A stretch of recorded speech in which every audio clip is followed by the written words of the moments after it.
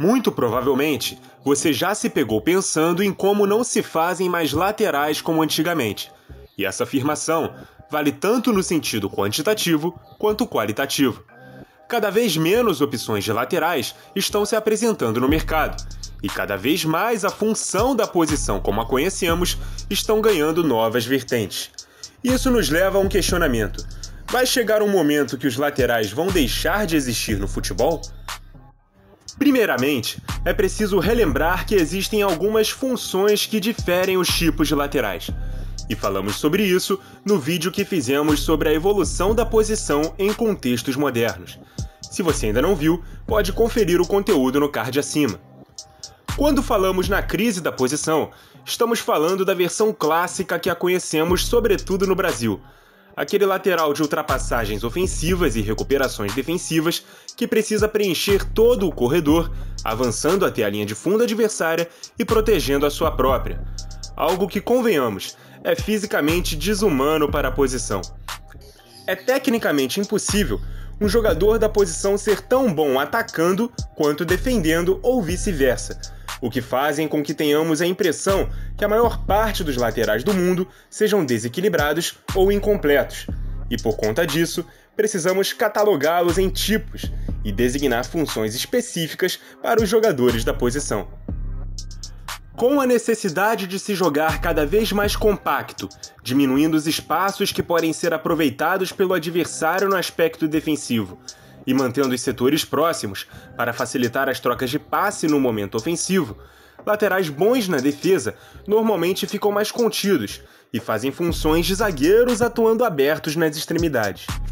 Outros mais ofensivos passam a jogar numa segunda linha, como alas ou wingers, ou até mesmo como laterais, mas partindo de um posicionamento mais adiantado, o que geralmente necessita que outros jogadores o cubram na fase defensiva, já que retornar à própria linha de fundo demanda um tempo raro nas transições rápidas do futebol moderno.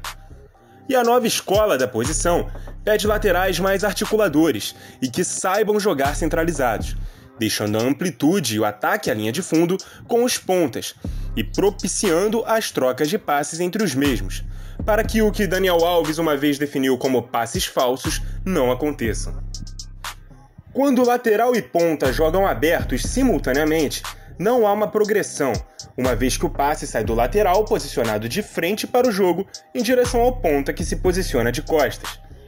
Quando o lateral está jogando numa faixa mais centralizada e aciona um ponta aberto, este recebe a bola com as costas para a linha lateral, ou seja, com o corpo posicionado de lado para o seu marcador, o que o permite dominar em condições de progredir driblando ou correndo para frente, sem precisar girar o corpo.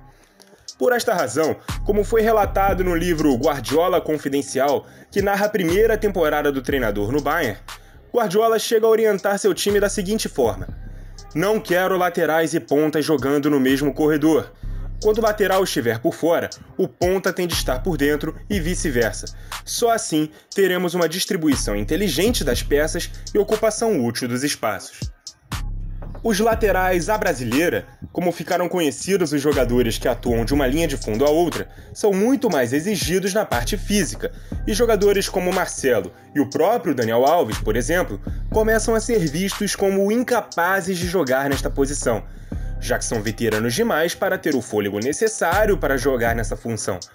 Por mais que ainda sejam verdadeiros craques atacando, são fracos na defesa, e acabam por isso tendo sua análise enquanto jogadores de alto nível deturpada. Ainda assim, atletas como Trent Alexander-Arnold, Achraf Hakimi na direita e Alphonso Davies ou Andrew Robertson na esquerda ainda são exemplos de laterais que jogam desta forma e não têm a mudança de posição cogitadas por nenhum treinador. O que levanta uma outra tese. A função pode até não estar extinta ainda, mas a vida útil dela já começa a ser reduzida. Vide a idade baixa desses exemplos, ainda bem sucedidos jogando desta forma, sendo Robertson o mais velho deles, mas que também ainda não atingiu nem os 30 anos de idade.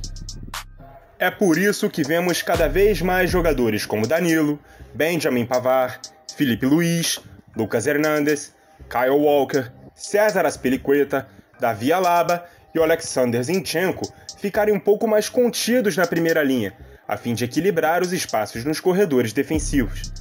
e também jogadores como João Cancelo do Manchester City, que inclusive joga pelos dois lados como um lateral que articula o jogo pelo meio, o que permite a ele deixar o ponta do seu time no mano a mano com o lateral adversário e gerar espaço para a infiltração do meia no espaço entre os defensores do mesmo lado, além de permitir a ele mesmo que cubra o próprio espaço com diagonais de recuo, sem depender de outros jogadores, como Fred faz pelo lado esquerdo na seleção brasileira, função que Guardiola criou lá atrás no Bayern com Philipp Lahm e Davi Alaba.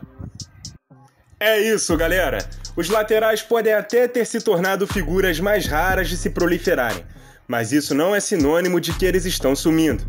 Mesmo que várias equipes tenham preferido utilizá-los de formas distintas ou nem os use, dependendo do esquema ou necessidade de improvisar outro jogador na posição.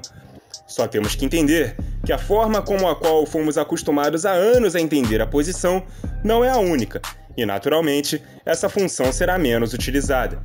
Pelo menos no contexto antigo. Muito obrigado a você que nos acompanhou e até a próxima!